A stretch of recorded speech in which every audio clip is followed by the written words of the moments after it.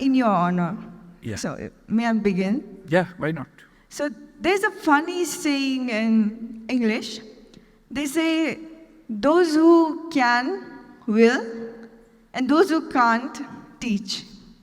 But then, I saw your writings in the pamphlet, and it says that you did it what you wanted to do, And then you started teaching. and then you backed out and you taught.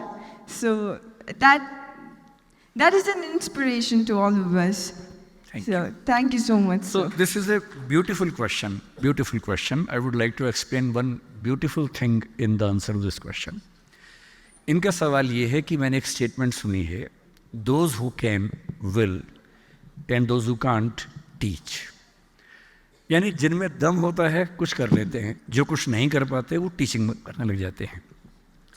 तो आपने तो कर भी लिया था, फिर आप क्यों टीचिंग कर रहे हैं? क्योंकि टीचर तो वो है जो कुछ कर नहीं पाता है ज़िंदगी में, इस कहावत के हिसाब से. इसके एग्जाम्पल सीएम साहब हैं, वो टीचर से बन गए सीएम और हम टीचर बन गए बाद में, तो अजीब सा लगता है. तो आपकी कहावत से उनकी बात तो सही अप्लाई हो रही है, मुझ पर अप्लाई नहीं हो पा रही. मैं आपको समझाता हूँ. देखो, जब हम लैंग्वेज पढ़ते हैं तो लैंग्वेज में एक वर्ड का एक मतलब नहीं होता है, एक वर्ड के बहुत मतलब होते हैं. कभी कभी डिनोटेशन सेम होती है, कनोटेशन डिफरेंट होती है. इसका मतलब ये हुआ, फॉर एग्जाम्पल, जैसे आप पूजा पाठ करते हैं, प्रेयर करते हैं, तो मैं हिंदी का एग्जाम्पल दे रहा हूँ, I hope you will understand. पूजा पाठ में हम कभी कभी चावल का इस्तेमाल करते हैं, पर हम पूजा पाठ करते हुए चावल को चावल नहीं बोलते, अक्षत बोलते हैं.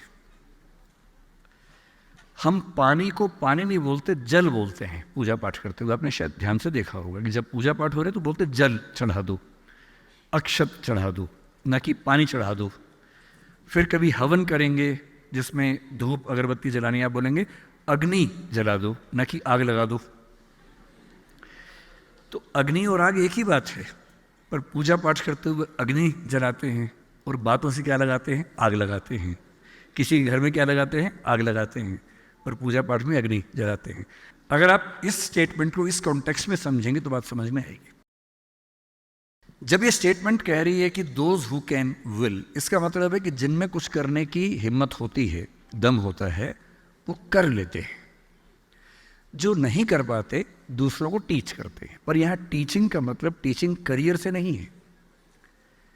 यहाँ टीचिंग का मतलब बिना बात का ज्ञान देने से है.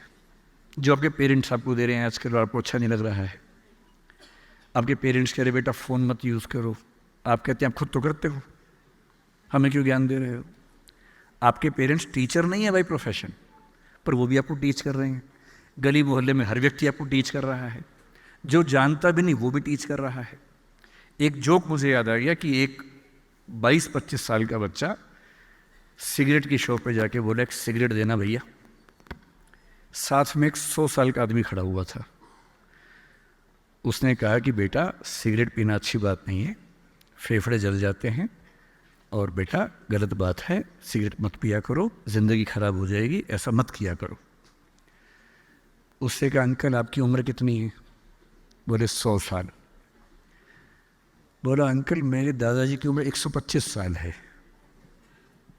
तो 100 साल वाला अंकल बोला वो सिगरेट नहीं पीते होंगे ज़रूर? बोला नहीं पीते हैं, ज्ञान नहीं देते. ये वाले जो टीचिंग है ना, ये उसका जिक्र है.